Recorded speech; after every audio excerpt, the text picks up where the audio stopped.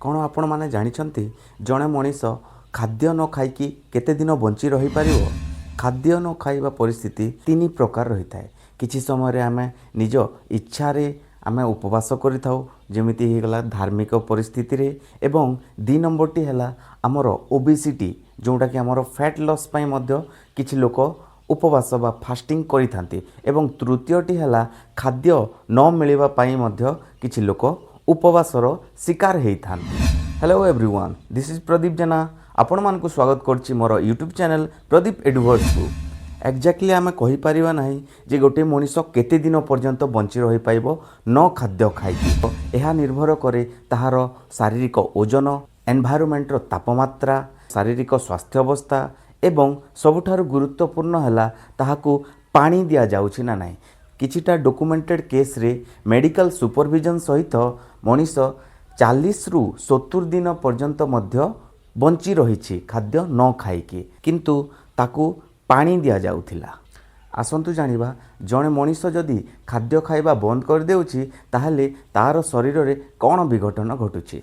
देखंतु, खाद्य खाइबा द्वारा आम शरीर रे कार्बोहाइड्रेट्स, प्रोटीन्स, फैट्स नामक एनर्जी सोर्स गुड़िक तैयारी होता है, जहाँकि आम शरीर को एनर्जी प्रोवाइड करिथाए। किंतु जेतेबेले आमे खाइबा बंद कर दी थाउ ताहले तुरंत आम शरीर बंद हो जाए ना, से स्टोर्ड होइथिबा एनर्जी को एनर्जी सोर्स भाव में व्यवहार करिथाए। जेतेबेले जणे मनीष खाइबा बंद कर दिए हेले प्रथम 24 घंटा रे ताहाकू बेसी किछि फरक पड़िबा नाही। काहेकि ना तार शरीर रे जहाँ स्टोर्ड एनर्जी अच्छी सेगुड़ा सब व्यवहार हेबो, किंतु दिन सरिला बेलकू मुंड टिके बुलेइबो। काहेकि बुलाई थाए, ए जो आम ब्रेन अच्छी, आम ब्रेन ग्लूकोज रो हावी हो जाए, हैबिट्स हो जाए यहाँ ग्लूकोज रो। किंतु जेतेबेले ग्लूकोज मिली न थाए, खाद्य द्वारा ही ग्लूकोज मिली थाए, ग्लूकोज न मिलवा फल रे से बुलेइबा आरंभ होई थाए। ठीक दिन सरिला बेलकू 24 घंटा जितेबाला कंप्लीट हेबो तापरे परे आम लिभर रे थिबा ग्लाइकोजेन एज ए एनर्जी रूप में व्यवहृत होता है। आम लिभर रे थाए गोटे एनर्जी सोर्स जहाँ कि आम कही ग्लाइकोजेन, से एठी एनर्जी रूप में व्यवहृत होता है। दिन सरिबा परे 2 रु 3 दिन मध्यरे आमे देखिबा लिभर रो जेते ग्लाइकोजेन थिला सबू धीरे धीरे तार मात्रा कमिबारे लागिला। ताहा फल रे कोन हेबो, आम शरीर रे जो फैट स्टोर्ड हेकी अछि से फैट्स भांगी की से कीटोन तैयारी करिवो। कीटोन कोन करे, कीटोन आम ब्रेन को एनर्जी प्रोवाइड करथाय। एही भाबरे 2 रु 3 दिन मध्य आराम रे आम शरीर कंट्रोल हेकी रही थाए। देखंतु 2 रु 3 दिन परे मध्य से मनीष तार फास्टिंग जर्नीटी जारी रखुची, ताहले गोटे सप्ताह परे ए जो फैट बर्निंग चलथिला, फैट भांगिबा चलथिला, ए आउ बंद हेई न थाए, ए कंटिन्यू जारी रही थाए।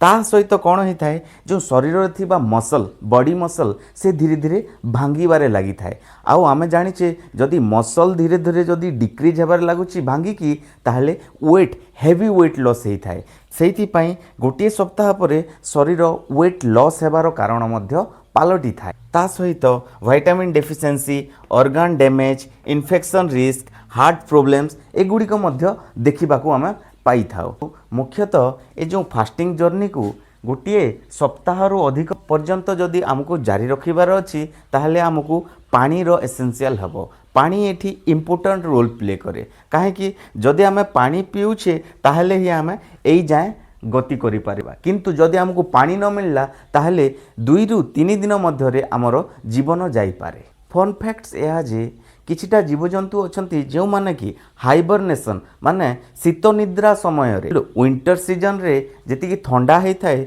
सेइठू बंचिबा पई तांको एनर्जी को स्टोर करिबा पई से माने शीत निद्रा करिथांती। सेही शीत निद्रा समय रे जेमिति कि उदाहरण हेई गला भालू दीर्घ समय पर्यंत न खाइकी न पानी पी की मध्य बंची रही थाए, किंतु मनीष यह करि पारे नाही। काहेकि ना मनीष हाइबरनेशन करे नाही। आई होप आपण मानकू ए कंप्लीट फास्टिंग जर्नीटी बुझा पड़ी थिबो एवं आमे केते दिन पर्यंत न खाइकी बंची परिबा से विषय रे मध्य आपण जानि पारिथिबे। जदि एही वीडियोटी आपण मानकू भलो लागिछि ताहेले लाइक, कमेंट एवं निज सांग मानक सहित शेयर करिबा भूलिबे नाही। पुनी थरे देखा हेबो आउ एक फन फैक्ट्स वीडियो रे। Thank you.